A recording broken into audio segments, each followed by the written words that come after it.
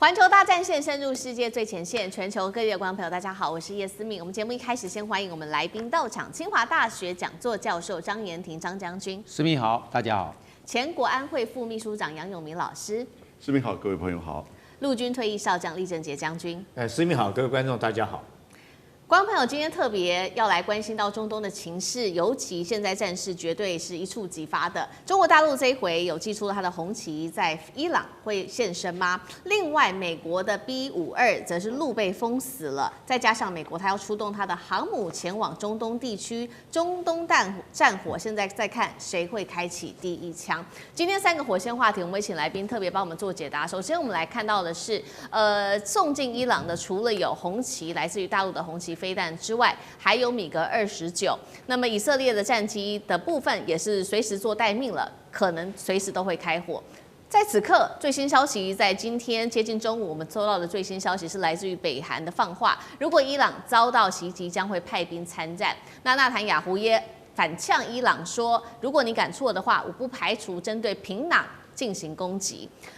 这一套我们今天会来关注的是来自于中伊朝的防空空战加援兵组合，真的能够挡住以色列吗？接下来关心到的是另外2个国家。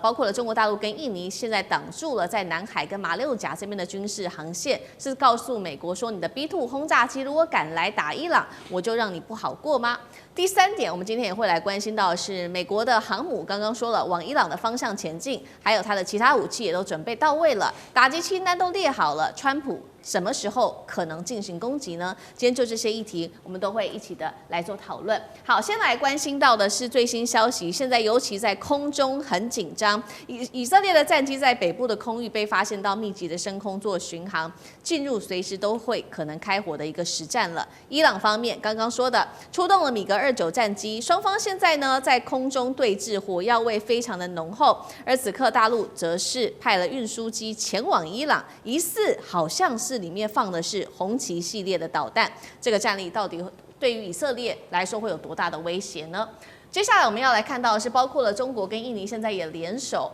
封住了这边的地区，行经马六甲、南海前往中东的路线，试图封锁美军的 B-52轰炸机经过这个地方。印尼现在最新规划还会再采购40架的巴基斯坦制的这个是雷电的一个战斗机，加强它在空中领域的一个防空系统。那么伊朗现在真的是非常的紧张，最新消息它已经暂时关闭所有的领空了，大量的民航机也因此被迫改道，而过去统计只有少数，也就是2班的航班仍然获准经过在伊朗的上空。伊朗也最新授权了他们的部门说，如果在接下来的时间里面看到没有识别的飞机，一律会视为敌机，是可以立刻对这一些飞机开火的。刚刚提到了北韩也最新消息传出来，是 X 博主说的。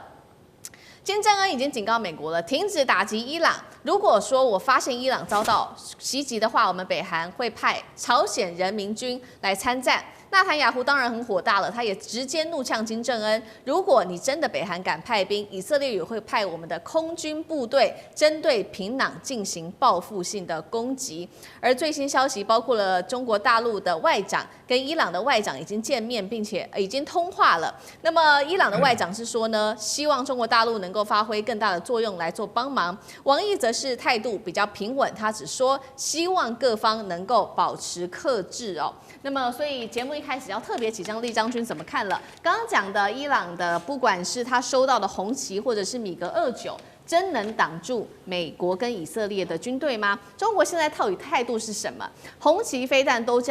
已经进入到伊朗了，这个态度上还是这么的平稳，只是劝和而已吗？还是在跟美国在中东地区已经摊牌了？我们今天也会关心到中国大陆跟印尼的角色，挡住了 B-52去中东的去路，是在跟美国做警告吗？厉将军怎么看？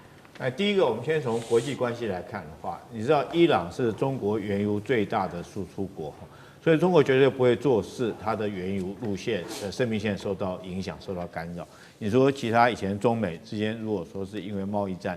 彼此之间在黄豆或者方面，或许中国还可以接受。但如果说动到原油来讲的话，中国甚至于天然气，我觉得中国绝对不会这个坐视不管的。所以我们看到这时候中国也有这个实力所以看到这个伊朗的外长已经跟这个王毅已经通了电话，等于说王毅也出口。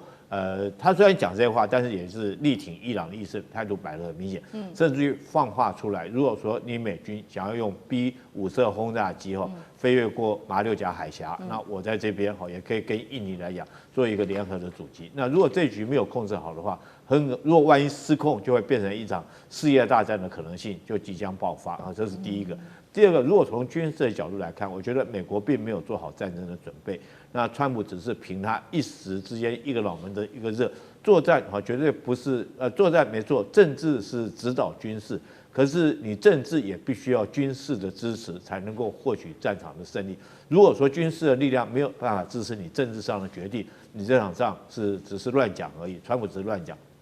那现在军事最明显的一个就是你作战之前有没有做好作战准备任何一场战争，这个你要发动战争之前，都是要用狮子搏兔的力量来完成所有作战准备。我们看到美国对委内瑞拉那时候动用了这个一艘福特级的航空母舰、硫磺岛号2栖攻击舰，还有当天发动攻击的时候有动用了数百架的战机，包括到B-2轰炸机，包括到这个 F-22、F-35，还有很多的直升机甚至于上万名的陆战队的士兵都在待命。那也不过就是一个捕捉一个这个委内瑞拉的总统。那其实，在之前美国对伊拉克战争的时候，波湾战争。那次的战争，美国从战备集运开始，总共花了3个多月的时间在做战备集运。当部队运到齐以后，发动战争到结束战争，总共100个小时就结束战争。所以战前的准备是非常重要。那我们再看这个俄乌战争里面，俄罗斯刚开始，如果大家还有印象的话，大概也是从头到尾开始有这个讯息到真的发动攻势，可能中间也将近有半年的时间做所有作战准备。那这是我们看到美国对于要发动伊朗的攻势完全没有任何的战争准备，甚至于到现在林肯号还远在这个南海地区还没有过去，甚至于说要1个月的时间才能过去。所以我认为美国并没有真的要做好作战准备。或许川普有这种念头跟想法，可是军事上面没办法支持他发动这场攻势。第二个，我们讲说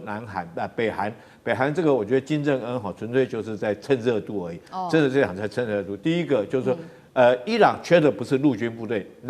北韩强的是陆军，他可以去支援这个俄罗斯打库斯克尔战役，因为他要的是陆军嘛。那其实伊朗来讲，自己本身不缺陆军那你北韩你强的就是陆军，那伊朗缺的是空军制空的能力，那你北韩并没有这个能力，所以我觉得金正恩这是纯粹就是在蹭热度而已，他不需要你的陆军来支援来帮忙，他们自己本身的革命卫队其实战力已经够强了，那美军来讲也不太可能投入地面部队。那第二个，我觉得纳坦雅胡也是在打高空这为什么呢？你想想看，你以色列空军是很强没错，那你空军再怎么飞，你要有基地你才能够飞进北韩去轰炸。如果你没有基地，你怎么进北韩？试想一下，如果说以色列的空军真的借到日本的空军基地愿意借给他，然后这个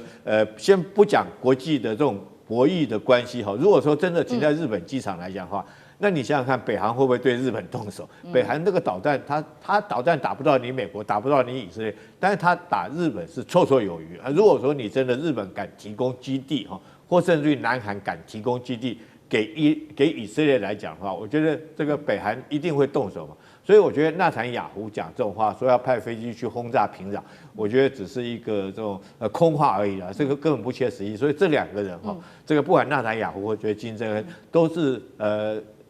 金正恩是完全是在蹭热度而已，蹭这一波的热度，表示他在国际之间博取一个话语权而已。那纳坦雅胡讲的只是空话，我不认为这些事情有可能会发生。倒是后续来讲，我觉得这个目前伊朗来讲它暴动的局势好像渐渐已经压下去了。那现在来讲，它领空也逐渐开放，可见呢在中东这边局势慢慢已经开始缓和了。好，那如果我们就军事面单讲武器的话，也特别请教张将军，有关于空中，因为现在中国大陆是说红旗要送进去嘛，那伊朗还会再派米格29，能够挡住美以的军队吗？我认为要把这个红旗9B把它送到伊朗去我认为还有2个挑战，第一个训练够不够？不是一过去你这样子人就会操作，就会使用整个系统，包含指挥管制、共同作战图像，你有没有建制？那这都要经过训练。那你要送过去，最近要先过去，你能不能产生即战力？那这是个问题哦，不是马上就能够上手的。那所以我来看这个红旗9B，可能中国大陆给伊朗的应该是新型的，那个射程可以打400公里，就跟我们所讲的，就跟俄罗斯提供给伊朗的。但是因为俄乌战争，所以现在俄罗斯没有办法提供给伊朗，那就变成中国大陆来取代用红旗9B，不然俄罗斯提供到 S400就好了。那伊朗以前也有 S300啊，那 S300换装到 S400，那是驾轻就熟，顺水嘛。但拿中国的红旗9B就不一样了，另外一种系统，你还包括语言的隔阂、人员的训练，这方面都是问题。还有第二个，电战，我们知道以色列也好，或者是美国要对伊朗动武的话，先电磁制压。那你在这个高复杂电磁环境下的这种电磁制压，伊朗有多少的武器还有能够发挥它的性能，发挥它的反击的力道，那又成问题了。所以这两个，我认为就被伊朗就卡关了。训练跟制电之权，如果是掌握在以色列跟美国手上，那它能够发挥多少的威力？而且又是训练个半生不熟。对，那你这换句话说，所能够产生的防空拦截，我们叫防拦的效果就相对有限。那现在中国大陆联手印尼来卡这个 B52战略轰炸机。B52战略轰炸机如果不空中加油，它可以飞将近16000公里，作战半径是7000公里，是这样。但是今天好，它是2手到马六甲，不要走马六甲海峡，它从南印尼航路，就是我们讲赤道以南，就被南半球了，贴到印尼的南边飞过去，飞到我们也不要进入这个阿达曼海峡，那直接从印尼南边进入印度洋，有没有这种可能？有，在印尼跟澳洲中间，那只是绕一个大圈圈而已，这是第一个就解决了。然后为什么呢？因为 B52可以空中加油，只要有 KC-135在旁边陪到了，那空中加油就好啦。它就可以长边一直直接飞行，而且它的正副驾驶后面还有一个备用驾驶，可以彼此互换啊，所以人员不是问题。那个空中加油让航程也不是问题，这是美国可以克服的手段。美国第二个克服手段呢，它在这个中印度洋有个迪亚哥加西亚，它可以进驻到迪亚哥加西亚。美国的 KC-135、RC-135，还有美国的西摇拐的空中霸王的运输机，还有美国的 B2 幽灵轰炸机，都曾经进入到比亚哥加，先前进到比亚哥加西亚，这第二个解决方案嘛。我一前进到那个地方，从那个地方起飞去轰炸伊朗就可以了，不一定要从亚洲过去，这是第二个解决方案。那第三个解决方案，他不要从亚洲过去，他从欧洲过去。在川普到第一任任期的时候啊，他直接从美国本土穿过大西洋，直接进入伊朗上空做威慑，他派2架 B52过去，做一个战略威慑对伊朗。他从欧洲就过来了嘛。以前美国去轰炸利比亚是这样取到，从大西洋过来 B52。还有那个BF111就是这样啊，大家现在很简单，穿越地中海进入，我们知道从南边从叙利亚那边进入到伊朗了，所以它的 B52可以有3个航线，而且我们只讲 B52，还没有讲 B1，还没有讲 B2A，但还有2个可以用的，我们只讲 B52，所以美国的筹码还蛮多就有弹性，它可以来运用，就算 B52不能用 ，B1B 跟 B2A， 它可以弹性来交叉对伊朗的战略施压，或者是战略轰炸。它不是凌空的地毯式的轰炸，它是远距一个空对地的巡弋飞弹去炸伊朗的重要的军事设施或者核提炼厂，是这个样。所以他认为美国可以在这方面的克服。那当然，这个伊朗经过这些方面的。就从去年的6月23号整补到现在啊，是有一段时间有局部的战力，但来看还没有形成总体战力。这个是这个以色列跟美国可以趁这个时候对伊朗下手所要考量的对美以有利的因素。好，我们对美以还有什么有利的因素？等一下我们持续来看。那刚刚整理出来是有关于伊朗的战力，还有在中国大陆跟俄罗斯部分的武器的协助之下有的战力。我们来看到美国手上还有哪一些牌？因为呢，川普他要再放话了，他说不排除要做军事行动。CNN 现在引述了多名的军事分析师，认为说美国接下来可能打的军事清单有几个重要的地点，一共是4个地方。第一个是军警指挥控制中心，第二个是有关于伊朗高层他们所住的地方，最后是关键盈利企业跟波斯湾石油跟能源设施。那现在美国在战备上有什么样的准备？我们首先刚刚提到的有关于林肯号航母的打击群，现在说呢已经紧急调往中东了，有没有可能1周内完成部署？现在是知情人士在做讨论的。再来就是战斧巡弋飞弹有可能精准打击伊斯兰革命卫队的基地跟它的指挥中心吗？第3个是它的空对地的远距攻击飞弹，可以放在 F-15、F-16啊等等的战机，或者是超级大黄蜂上面来做发射。最新来自于华盛顿核心圈的情资也显示，川普已经准备好，他说对伊朗按下按钮，这个按钮是军事按钮还是在金融上面制裁的按钮还不知道。美国什么时候动手，还在等什么？杨老师怎么看？首先，我认为美国不希望打全面性战争，也不会打地面战争，就不希望另外一个伊拉克战争再出现，或者另外一个美国打的俄乌战争、美伊战争，那会变成一个消耗的无底洞。而且伊朗的混乱不只是会造成伊朗内部的混乱，整个中东地区甚至全球都会有一些恐怖主义或者是难民，会变成全球的这个灾难。那以现在伊朗的情势而言，其实我觉得是在控制中，尤其伊朗政府也暂缓处决他们逮捕的一些抗议分子。那这些人其实在过程当中是采取激烈的手段攻击政府的大楼，可是他停止就是执行，因为法院立即判了死刑，也是一个讯息，停止执行。那我觉得美国这边川普也是第一时间回应，那我们就暂停军事手段，但随时保持它的弹性。可是你看到刚才世明所谈到的，也就是林肯号在南海2个礼拜了，它现在正在开往就是波斯湾，预计最快也要5天以上的这个时间。可是林肯号到那边又表示如何呢？你接下来就可能会采取就是说打击飞弹或者是飞机的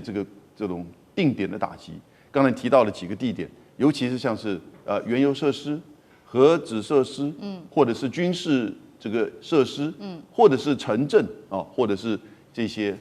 高阶军官或者是宗教那个最高领袖所住在的地方。那核子设施其实大概打过一遍了，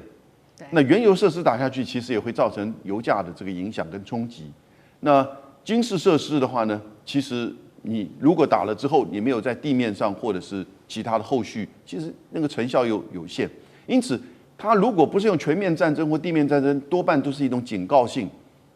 然后呢，要求伊朗方面可能要对抗议不要采取太过激烈的这种压制手段。那可是另外一方面，他也没有想法要去做一个 regime change，也就是要把这整个神权政府就是哈梅尼政府给拉下台。那因为现在的情势在缓和当中，同时中国大陆也在进行了交涉。对中国大陆而言，中国中亚到中东地区其实是它地缘政治上一定要顾及的所在。不再像是以前比较发生重大事件的时候呢，往往维持了观望。但这个关注呢，不会是军事的，而是比较是外交层面的。所以外交层面，你看到过去伊朗跟沙特之间的和解建交，都是中国大陆在推动。那这一次呢，可能就是在周边的国家给予伊朗外交上的支持，当然也同时希望伊朗政府在处理内部的抗议事件的时候，不要过于激烈。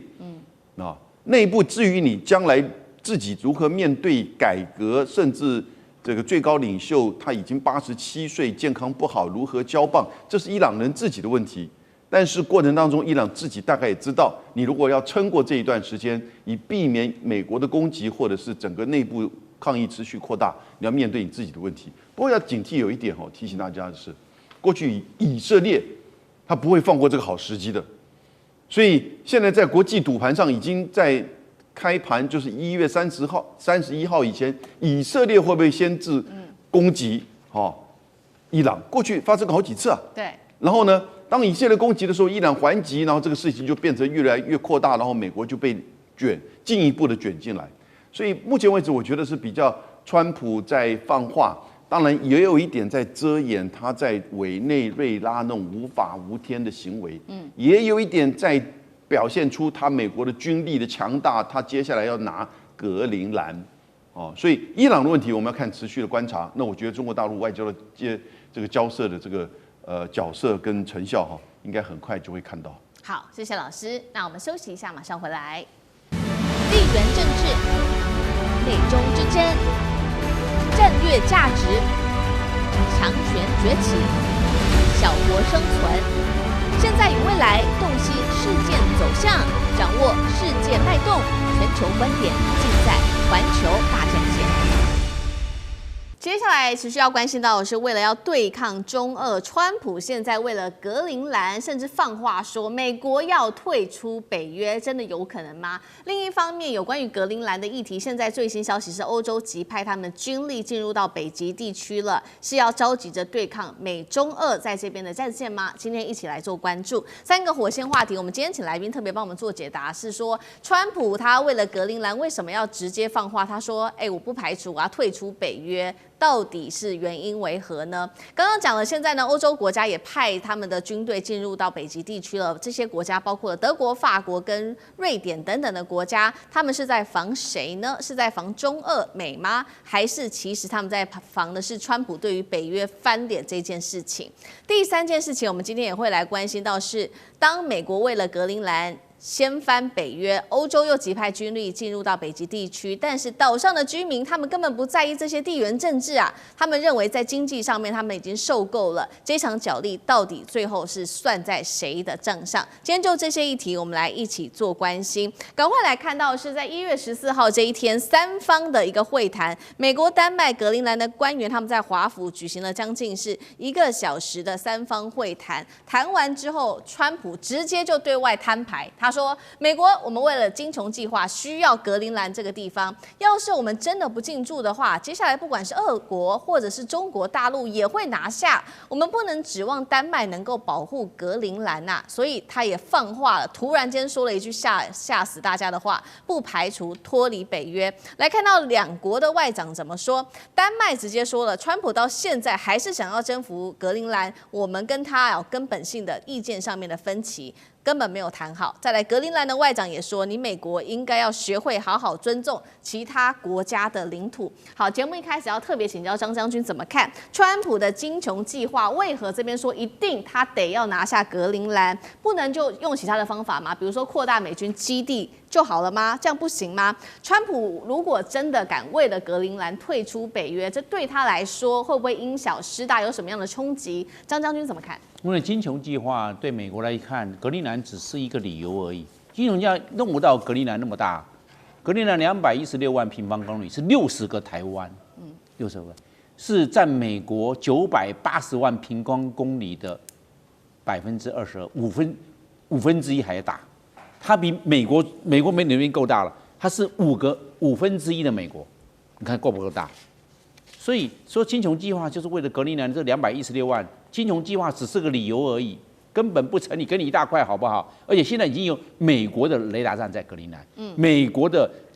我们叫做的就是太空的接收站在格陵兰，都已经有了嘛。那金琼计划，我再给你个基地好不好？你要多大的地？因为格陵兰80%是冰雪所覆盖，它的极南边是北纬62度嘛，一大部分是在北极圈里面呢，够大了。所以美国是以金琼计划只是个理由。那我们现在反过来看，那是为了什么呢？我认为第一个，让美国领土，美国再度伟大。美国983万平方公里，加上了216万平方公里，就变成了1200万平方公里，那是够大了。你看看，所以是不是川普的这个野心就够了？对。还有一个就是我们讲格陵兰人口太少，那么大的面积只有57000人，是不是太少了？所以很简单嘛，那我要一拿驾轻就熟，一马平川，我要软取，我直接拿钱买了，才57000个人算什么？我拿丢钱给你好不好？你们这57000个人能够多少钱？我给你买就好了嘛。所以我倒认为，那个最重要的这一个就是它的国土面积大。第二，格陵兰下面有非常多的矿产，尤其是稀土，还有石墨，还有镍，还有铜，还有黄金，还有不要忘了还有钻石，哇，那么多哎！因为它216万平方公里下面多少矿产？而且我们知道地球越来越软化，你这些格陵兰是冰天雪地啊，慢慢，因为地球的暖化也慢慢可以开发了。那不是吗？刚好嘛，搭配了整个的环境变迁、气候变迁，不是的，就顺水推舟了。所以我们来看第二个来看，就是因为矿产，那矿产不得了，多少钱啊？尤其是稀土，那美国最缺稀土，那直接在这边就有稀土了。这是美国的国土之后，美国开始大肆开采，这是我的了，我的家了。所以他认为川普他可能志在必得。第三个，我们来看，就是这些德国也好，他们在进驻的，包含法国也要进驻啊，都是要进驻。他们这个只是一个点缀而已啦，他们只是形式上进驻。你进驻几百人算有个用吗？你真的实质进驻，你们每一个国家派出2万，你这样的话大家凑个10万在那边，哎呦，这规模出来了。但是你那补给怎么用？军营设施还没有盖嘞，你的营房也没有盖，跑道也只有1条，你怎么用？所以没有办法，现在只能形式进驻。那对美国、对川普的决心能够产生嚇阻的作用吗？我认为只能讲聊胜于无，只有形式上的意义，并没有造成实质嚇阻的结果。只要川普一退出北约32个国家嘛，30个在欧洲，2个一个加拿大，一个美国在不在那个欧洲嘛？很简单，他一退出来，那我就是要美国允许，谁敢杠美国？他是世界超强，是世界的独霸，谁敢跟他？所以这些实质上的进驻没有，你只有形式上的进驻，这些欧洲的国家并没有形成气候，也对川普没有这方面的嚇阻的效果。川普就要交出成绩单，并吞了格陵兰，就是把它变成他最大的攻击了。所以他认为这个川普会软硬兼施，最后就要把格陵兰硬是要把它吃下来。好，补充张将军刚刚特别讲到说，这个欧洲国家形式上的进驻有哪一些国家？目前总共是统计有7国，除了刚刚特别提到的德国跟法国之外，还包括了瑞典、挪威、加拿大、荷兰等等的欧洲国家。他们这几天呢，在当地是展开了周边的海域的军事部署跟演训，那也进行北极耐力的军演。那现在派出的都没有一些比较有规模的武器，只有一些小规模的侦察，还有先遣部队。后续他们说可能会派战机等等，但是可能都是微不足道的。那北约国家也批评警告说，中俄的舰队你们长期在这边，而且是不怀好意的，你们都说是科研。他认为他不相信，绝对不是为了看海报、看北极熊等等，是为了要找出可以反制我们北约水面舰跟潜舰的方式，所以长期中俄进驻在这个地方。我们先请教厉将军用怎么看欧洲国家的动作，现在集结在格陵兰这边的军事动作，还有中国大陆现在低调在北极这边的动作，厉将军用怎么看？这次北约这总共7个国家派兵去协助格陵兰，真的了不起。那派出的人数是派出的国家数量比这个人数多，人数比枪多，枪比子弹多。那总共这几个国家，德国果然是这个北约的大国，他派出的人数最多，多少人你知道吗？13个人。然后其他的国家来讲的话，总共大概包括到瑞典啊、挪威各国只有2个人而已，2个人只是用观察员身份。那法国马克宏讲的是很大声，到现在为止，他说他要派出2个人，可是这2个人到现在还没有派出所以你就看到说北约国家有多么的苍白跟羸弱无力当然他们也只是形式上，我觉得他们也不敢对抗这个跟川普作对了，这是很明显的。第二个，我觉得川普在这个节骨眼上面，俄乌战争俄罗斯正在展开它的冬季攻势，而且目前在俄乌战场上面，可能大家比较不去关注了，最近目光都摆在格陵兰，但是俄乌战场现在这个乌克兰状况是非常的不利，因为包括北中南3个战线，俄罗斯现在是大举的展开攻击，东斯的攻势已经展开，在这种节骨眼上面，我们看到北约国家正在白俄罗斯的边界那边集中兵力。那这时候川普不是一个搅屎棍吗？北约国家搅屎棍，你选在这个时候在北约屁股后面捅刀那真的是北约前面已经应付不过来啊！你在后面给人家捅刀，然后还叫人家这个要抽调兵力去对付防卫这个格陵兰。所以难怪川普会讲，我觉得他从这个动作你看到，他事实上真的是不重视北约，他只在意自己国家的这种领土的扩张跟自己国家的安全他其实并不在意北约，所以他说北约他要退出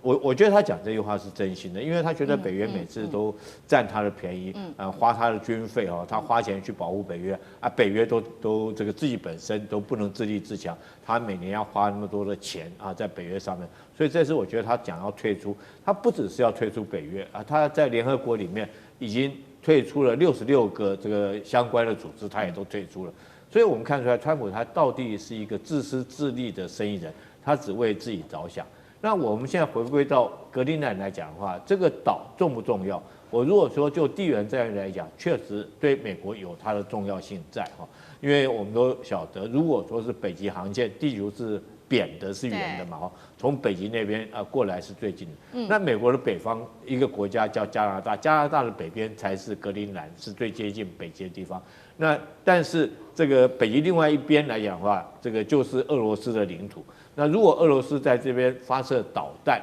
那确实越过北极上空就会攻击到美国的本土。但是川普都认为说是你格陵兰只有雪橇拉狗的防卫战力，对不对？这个加拿大不过就是第51州国防战略也非常羸弱，所以他认为自己要有这个能力来保护那现在在北极圈里面，我们讲这个光这个北极圈的战力来看的话，目前这个俄罗斯确实是碾压加拿大的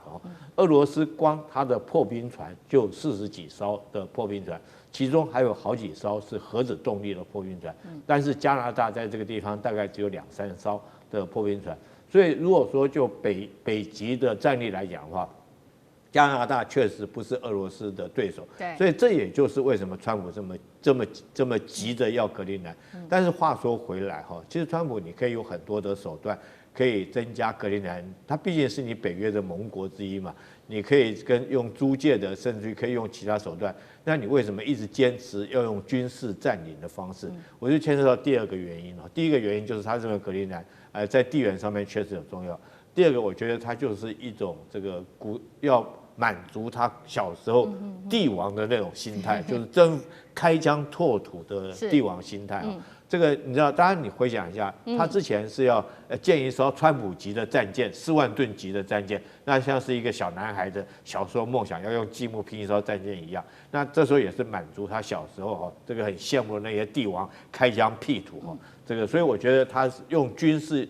一直在强调用军事占领格陵兰，纯粹就是想要满足他孩童时期这个帝王的梦想而已。好，对于美国，对于川普来说，一定要拿下格陵兰，有他的原因，不管是安全的原因、矿产的原因，或者是他满足他帝国领土扩张的原因。但是我们看这些原因，在这一些真的格陵兰人民的眼中，他们完全不在意，他们也不在意这些地缘政治，因为他们认为这57000名的居民，他们认为说他们现在最受够的就是当地的经济表现实在是太差了。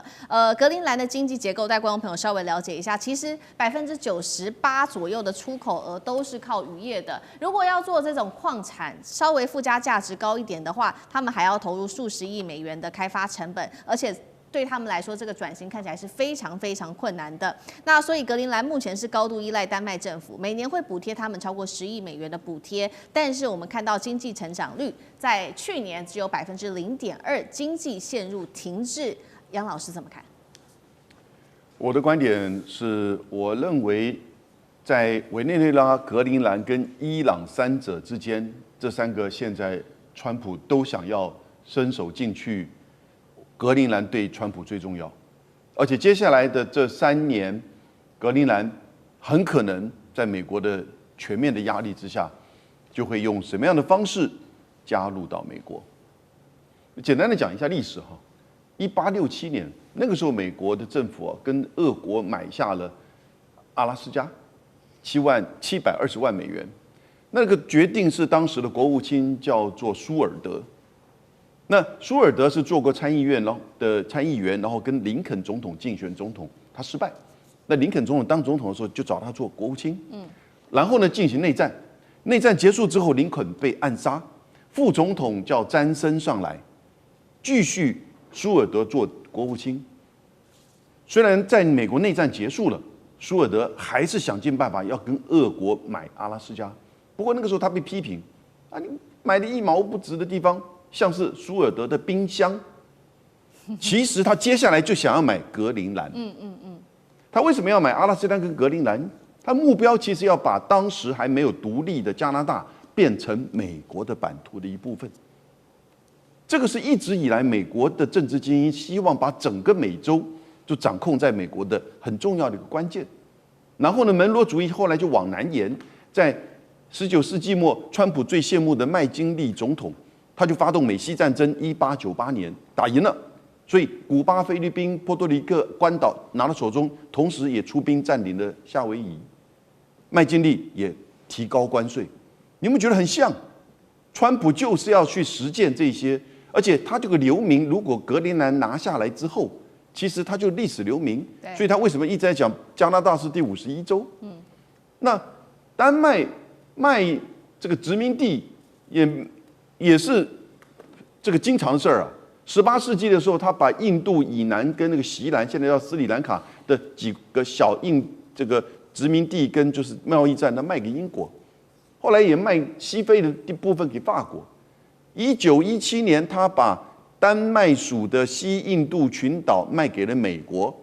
，2500万美元，就是现在美国在加勒比海的所谓的维京群岛。但这次丹麦能不能卖格陵兰？不能，因为格陵兰是一个自治省，他没有角度、没有权利去卖，所以我觉得最有可能最后面就是让格陵兰人自己公投，你决定格陵兰的未来是要独立还是要加入美国。那这个时候美国就可以10万，每个人10万、20万发下去啊，因此我觉得其实从这个角度来去思考，而不是单纯就是战略、矿产、航线这些都重要，都重要，都有意义。但是呢，它有它的一个历史背景，然后呢，这些北约国家跟丹麦不会因为格陵兰去跟美国翻桌子的。好，谢谢杨老师。那我们休息一下，马上回来。地缘政治、美中之争、战略价值、强权崛起、小国生存，现在与未来洞悉事件走向，掌握世界脉动，全球观点尽在环球大战线。好，加拿大的总理卡尼现在是被川普的关税逼到已经没有路可以走了吗？还有他说要把加拿大并为第51州哦，所以我们看到呢，他在这几天召集的访问中国大陆的主席习近平，中加破冰是否能够救加拿大的经济呢？还是让加拿大更加危险？今天一起来做关注。好，我们来看到的是加拿大的总理卡尼跟习近平主席在北京展开了这一场会谈。这场会谈对他来说非常的重要，因为是他任内首次的访华，也是8年来加拿大总理首次的访华，尤其大家还记得吗？2018年之后，中加关系陷入到跌落谷底哦，因为加拿大当时应美国的要求逮捕了10任的华为副董，也就是孟晚舟，两国关系就已经跌落到谷底，所以这一次与习近平的见面被视为是中加的破冰之旅，是不是特别的重要？杨老师怎么看？有办法破冰吗？正在破冰中，但我觉得3点是：第一点，是否加拿大真的开始走向现实主义的战略自主？这次访问是一个关键。他过去这个8年，你看到，尤其是2018年针对孟晚舟的这个软禁，他亦步亦趋的跟着美国的对中政策，而且有的时候比美国喊的还更大声，骂得更凶。甚至也经常的派战舰到台湾海峡来，可是发现到他被背叛了，他觉得最亲密的就是战略伙伴、邻国关系的美国川普给背叛了，然后遭受到压力，甚至一种屈辱式不断的叫这些从杜鲁多到卡尼叫加拿大省长，所以他开始要走向现实主义的战略自主，能不能成功？第二个。它的经贸关系其实这也是一个现实的问题。它的出口70%是到美国去，投资也是对美国投资 No.1 的国家，其实一直都是加拿大，只是大家不知道，因为我们在美国的时候都开玩笑，加拿大是美国的第51州。但是 No.2 呢，它的出口的对象 No.2 就是中国大陆，但只有5%。所以这里面有很多的空间可以展开。那卡尼自己定了一个目标，就希望2026年的时候，对于非美国家的出口总额能够提升50%。那当然你就能够看看跟中国大陆的贸易关系能不能够去补过来增加，因为同时美加之间在很多的议题上还是在卡在那边，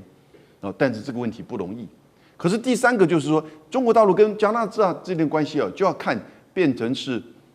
到底加拿大是过去最亲密的美国的这个盟邦，现在因为被美国的这种压制，他寻求就是美国过去以及到现在的竞争对手的修复关系。这个其实我看了美国的 CNN 里面的报道，所有评论人就骂加拿大你是背叛。其实我不知道谁先背叛谁哈。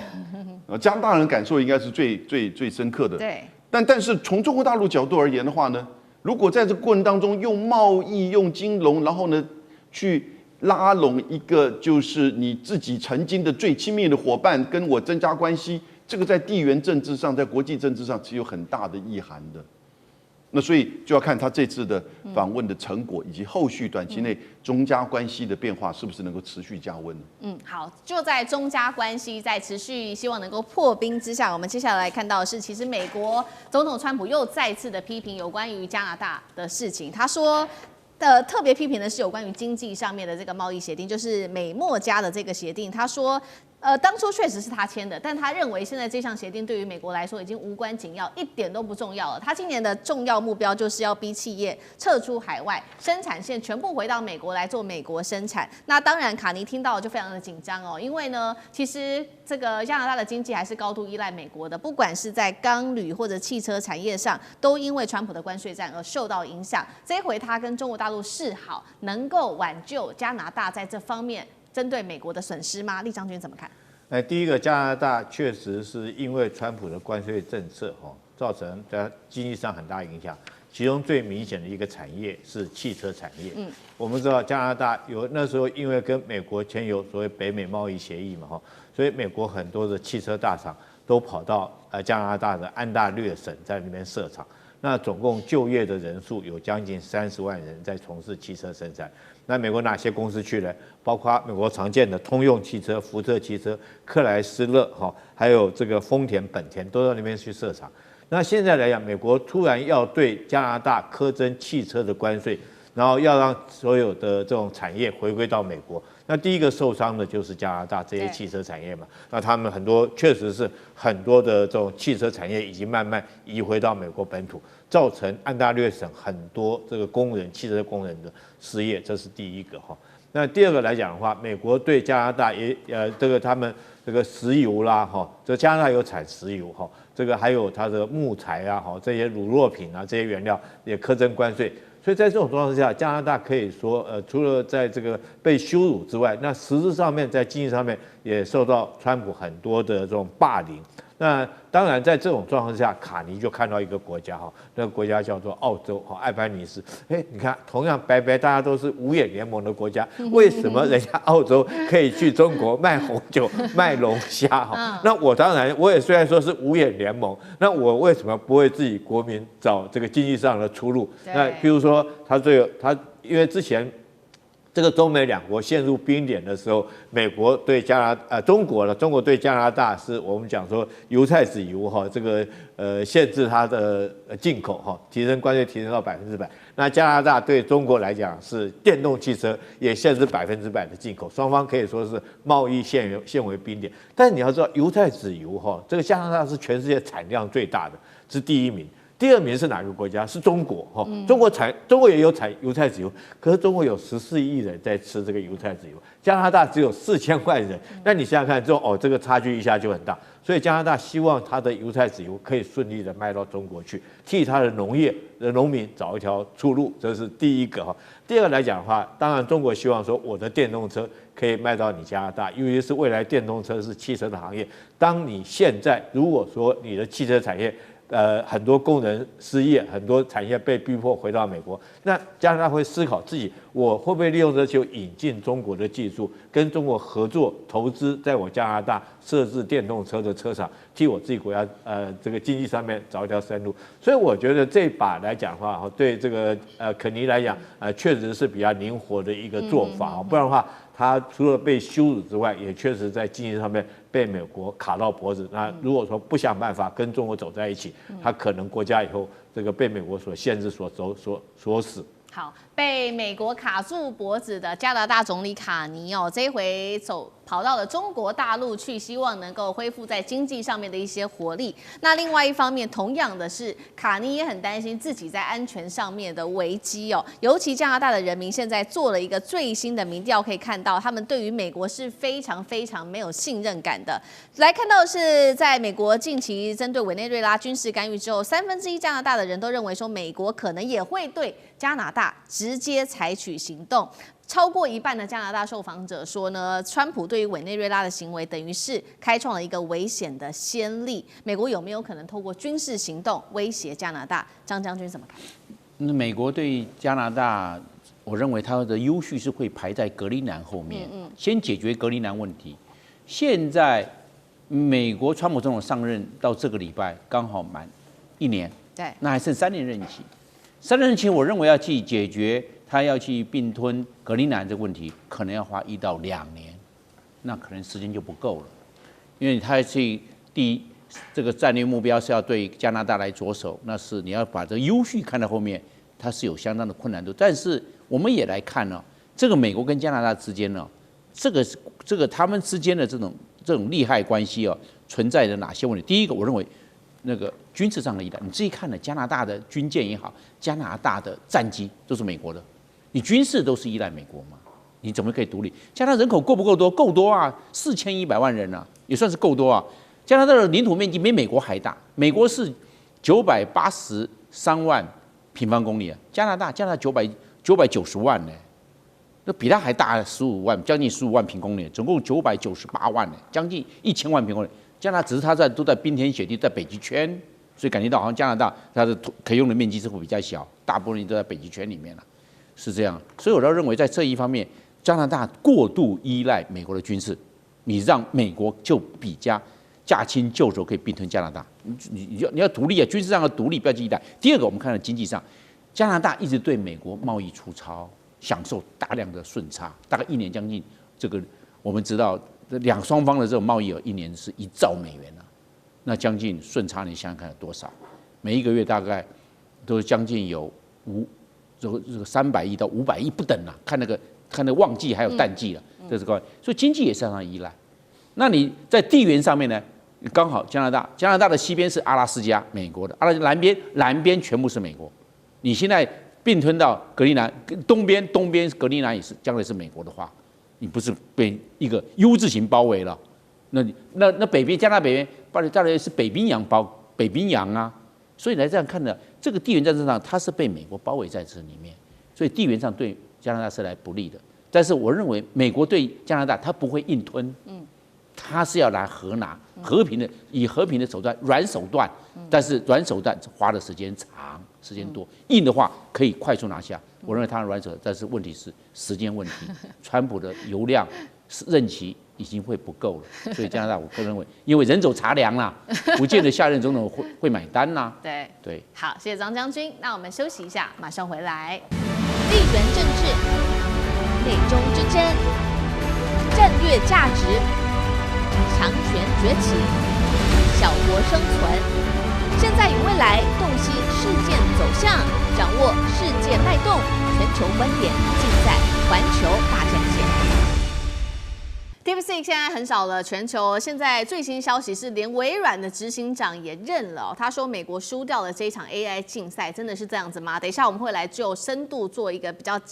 深度的一个解析。另外就是 DeepSeek 它在2月的时候会来发布它的这个 V4，那新的记忆架构会不会绕过 HBM 呢？打穿美国的封锁，这些议题我们都会一起来做关心。大陆现在开发的一整条 AI 路线，正在全球南方这边做了一个比较大的一个掌握。等一下我们也稍微来看一下目前 DeepSeek 的市占率，尤其在全球南方的表现是特别好的。好，那它现在其实呢，在全球包括在欧洲以外的地区不断的扩张，也让微软的总裁非常的紧张。他说呢，中国大陆 AI 模型 DeepSeek 正在欧美以外的世界全面扩张，而美国他认为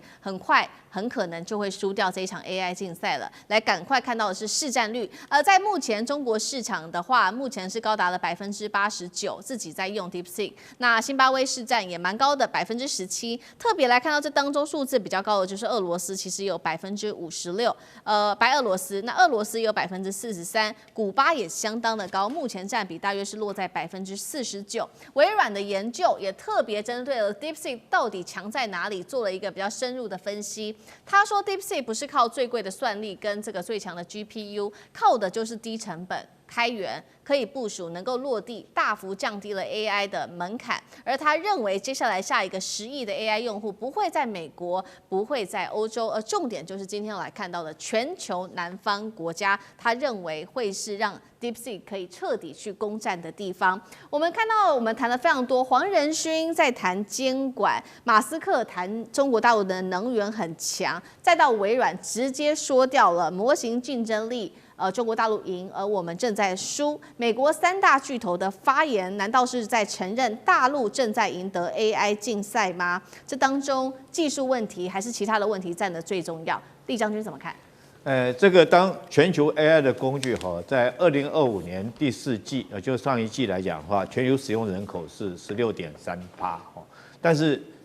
跟上一季相比，上一季只有15.1%，也就是说短短才1季而已。全球使用人口就多了1点多%，这个成长速度是非常惊人的。那 DeepSeek 从这个去年1月份开始开发出来到现在刚好满1岁ChatGPT 是满3岁。那为什么会有这么惊人的进展？那尤其是 DeepSeek， 它之所以能够横扫全球，其实它主要是对开发中国家具有很大的吸引力包括到第一个非洲的国家，第二个中东的国家第三个是前苏联的国家。对于这些开发中的国家，具有更大的吸引力。那第一个原因当然是它的这个成本比较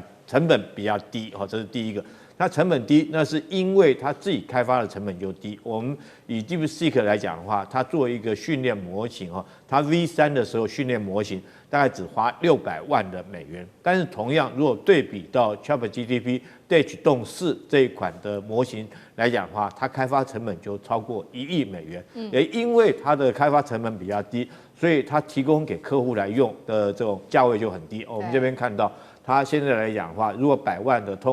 token 来讲的话，它只要0.14美元，然后 OpenAI 来讲的话要2.5美元，对，大概比同级的竞争对手要低了78%。那对于这个开发中国家，当然具有很大的吸引力。第二个，我认为它之所以会对这些开发中国家会有很大吸引力，主要是它的系统属于开源系统那开源系统当然这个它第一个就是说，它的使用的客户他可以去修改或建构它的应用程式它也可以用自己这个公司的这种伺服器，或者用私人的云端来做储存，而不必依赖这个大型的依赖外面的伺服器或者云端来使用，所以它用开源系统来讲的话，就可以运用上面是非常的有弹性，那部署上面也可以很灵活。简单的讲就是效果好又好用当然对这些开发国家当然是吸引力很大。我觉得第三个原因，当然 DeepSeek 来讲的话，当然中国大陆来讲，对于未来的 AI 它有大量的补助，这也是它能够成功很重要一个理由。再来还有一点很重要，我觉得它跟华为整个捆绑在一起华为你现在买它的手机里面就有这个 DeepSeek 相关的运用程式绑在它里面。那如果说是借着这个华为的手机可以推广出去，我觉得DeepSeek 跟华为这2家公司可以说是走向双赢。所以未来很可能这个如果说这个因为如果说对照 ChatGPT 来讲的话，它属于这个闭源的系统，那当然开源系统会更加灵活、更加有用。所以我认为在未来可能这么快的一个成长，然后尤其 DeepSeek 才出来才1年的时间，那就已经快要赶上 ChatGPT。那在未来的发展，我觉得等到 V4 出来它更有长足的进步。那全世界对于已开发国家的这种企业来讲的话，它会推广的更快，然后运用的会更广。好，现在预计是说 DeepSeek 的 V4，刚刚将军帮我们提到是在2月份的时候就会登场。那标榜的就是说它的算力跟记忆体不会被 HBM 跟 GPU 给绑架。杨老师又怎么看这一点？这是第一个问题。再来就是 V4 能够对目前的 GPT 还有 Gemini 等等带来多大的威胁？现在 DeepSeek 碰到的问题就是它的硬体算力的层面受到了就是硬体的这个限制哈。那在整个算力会受到影响。那可是，在现有的算力跟就是参数如果相同的情况之下，它如何能够提升它的表现，让它又快又聪明？那他就在最近发表了一篇文章，梁文峰和北京大学的团队。这篇文章的这个题目叫做“基于条件查找的条件记忆”，那大型语言模型稀疏性的新维度，所以他就建构了一个新的，就是等于是叫做这个语言模型。那这个新的语言模型可以在同样的算力，甚至在更小的算力之下，它能够达到一个更高的这个效率。那因此你就看到它接下来这个 V4的这个模型呢，说要在2月出来，就会以这个所谓的条件记忆的这个架构来去推动。那这个跟过去 V3 甚至跟其他 ChatGPT 都不一样。那这个文章已经发表出来，可是呢，真正会应用是马上 DeepSeek 的这个 V4。那因此你就会看，它会提升模型在知识调用、推理、代码、数学等任务上的表现。所以也就是说，它绕过了必须要有一定规格的这个 GPU 的叫做 HBM 就是所谓的高频宽记忆体。那但因为这个高频宽记忆体在整个中国大陆现在对于辉达的这些晶片的这个限制，也一方面是国安限制。一方面也希望中国大陆自己本身能够更快的能够技术这个自立自主，所以呢，在这种限制之下，那 DeepSeek 以及大陆的这些开源的这个 AI 的大模型呢，能够怎么做？他发表出这一篇文章，也就是新的一种模式。那这个新模式，就基本上其实你被这个打压之后，我去寻求一种新的活水，就找到了。那现在这个应用，我们不知道实际上效果可能会如何。等它 V4出来之后，我们就可以检验。不过以它在全球的市场跟中国大陆市场而言的话，我觉得它的检验度很快就会知道这个结果的。好。不过在 AI 领域，美中还是有各自的强项。而美国在这一种最强模型上面还是比较强。那中国强调的是，可以复制的 DeepSeek 可以落地，比较容易平易近人等等。到底谁可以走得比较久？那张将军又怎么看？我认为这样子，因为要从几个来看。那个美国的不管 ChatGPT 还有中国大陆的这个 DeepSeek 来看呢，因为 DeepSeek 虽然是这个后面出来，但是有时候会后发先至。为什么？你把人家的版面呢都知道，然后自己再调一下它哪个地方是短板，再把它补强。有时候往往变成后来居上，因为你的我都具备啊，但是我现在就新加出去了，你没有，所以它有这一方面的优势。我们